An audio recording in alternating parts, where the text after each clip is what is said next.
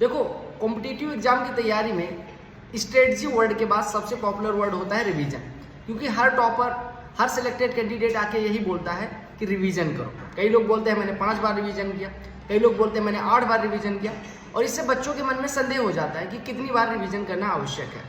दूसरी सबसे इंपॉर्टेंट चीज़ कि रिवाइज करना क्या है। देखो, सबसे पहली बात बताता हूँ कि अभी सीजीएल के एग्जाम को अगर हम कंसीडर करें तो आपके पास मई है, जून है, जुलाई है, अगस्त है, सितंबर में मान लो एग्जाम होता है, तो 4 महीने आपके पास बचे हैं। अब आपने जो सिलेबस बचा हुआ है वो कर लेना है। हो सकता है आपका सिलेबस कई जनों का खत्म हो गया हो, कई जनों ने काफ़ी समय पहले खत्म कर लिया हो, और कई जनों का आने वाले 1-2 महीने में खत्म हो जाएगा।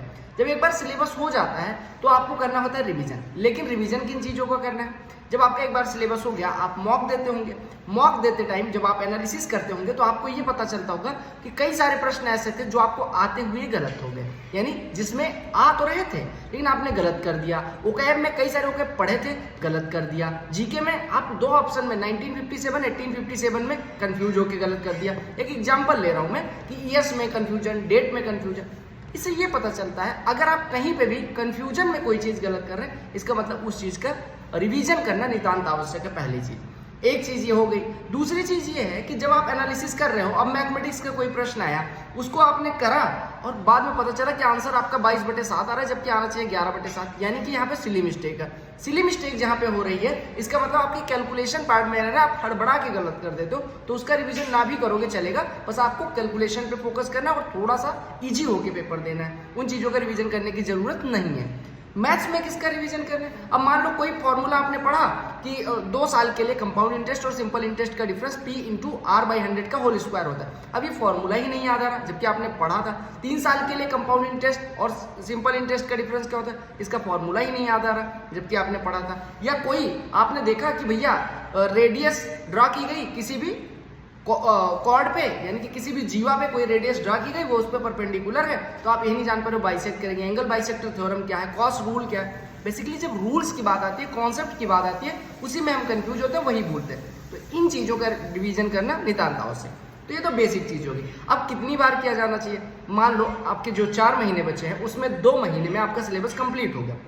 जिनका कंप्लीट हो गया उनके पास तो 4 महीने बचे, क्योंकि ऐसा तो है नहीं ये 4 महीने आप कुछ नहीं करोगे, रिवीजन तो करना है। और रिवीजन जितनी बार करोगे उतनी बार आपकी या तो स्पीड बढ़ेगी या कॉन्सेप्चुअल क्लैरिटी बढ़ेगी, या हो सकता है उस पर्टिकुलर टॉपिक के कुछ प्रश्न आपसे हार्ड लग रहे हो पहले, और जो रिवीजन कर लोगे तो आपको लगेगा ओ इसमें तो कुछ था ही नहीं। यानी कि रिवीजन के लिए जो आपके टॉपर्स बार बार इंफेसाइज करते हैं कि भैया रिवीजन करना नितांत आवश्यक है। रिवीजन किसी टॉपिक का कब किया जाना चाहिए? जब आपको उसमें कंफ्यूजन हो। जब कंफ्यूजन नहीं, जो प्रश्न आपके लिए नया है उसका रिवीजन नहीं, उसको तो पहली बार पढ़ना। यानी कि जिसमें कंफ्यूजन है उसका रिवीजन। और कितनी बार?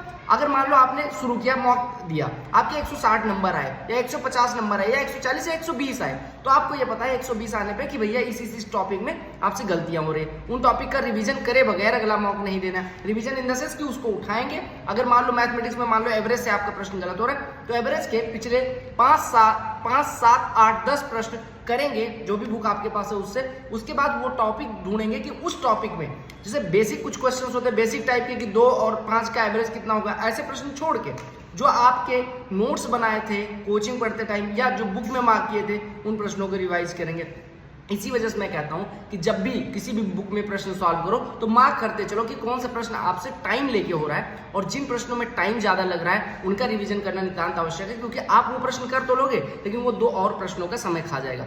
इंग्लिश में जिसमें आपको कंफ्यूजन होता है, phrasal verb, idioms, one word, इनमें कंफ्यूजन होता है, तो इन चीजों का रिवीजन करना नितांत आवश्यक। अब जो चीज क्लियर है, परसेंटेज आपको क्लियर है, तो अगली बार जब रिवीजन करने जाओगे तो परसेंटेज से थोड़ी शुरू करना है। जो चीज आपको आती है, जैसे टाइम एंड वर्क आता है, टाइम एंड वर्क आप 100 बार रिवीजन कर लोगे तो कोई फायदा नहीं। जो चीज आपको आती है उसका कोई रिवीजन नहीं करेंगे चलेगा, लेकिन जो चीजें आप बार बार टाइम ज्यादा ले रहे हो या जिन चीजों में आपकी सिली मिस्टेक्स ज्यादा हो रही हैं उसका रिवीजन करना जरूरी है। तो मैथमेटिक्स के लिए फॉर एग्जांपल एडवांस के जितने भी फॉर्मूले, जितने भी रूल है उनका रेगुलर रिवीजन करो, जितने भी कॉन्सेप्ट्स हैं उनका रेगुलर रिवीजन करो। इंग्लिश के लिए वोकैब्स का रेगुलर रिवीजन करना, और कंडीशनल सेंटेंस या जो भी ग्रामर में आपको लगता है कि इन चीजों को आप कंफ्यूज होकर गलत करते हो उनका रिवीजन करना। जीके में जो आपने चीजें पढ़ी है, हिस्ट्री में डेट्स बहुत भूलती है, पॉलिटी में आर्टिकल्स बहुत भूलते हैं, ज्योग्राफी में आपको कौन से मतलब कौन से कंट्री से, कौन से अपना कंटिनेंट से चीज रिलेट करती है, कौन सी हिल कहाँ पे है, किसकी हाइट कितनी है, कौन सा पार्क कहाँ पे, स्टैटिक पोर्शन में, इसमें हम बड़ा कंफ्यूज होते हैं। अगर मैं बात करूँ रीजनिंग में कैलेंडर का फॉर्मूला, मैं अक्सर कैलेंडर का फॉर्मूला भूल जाता था।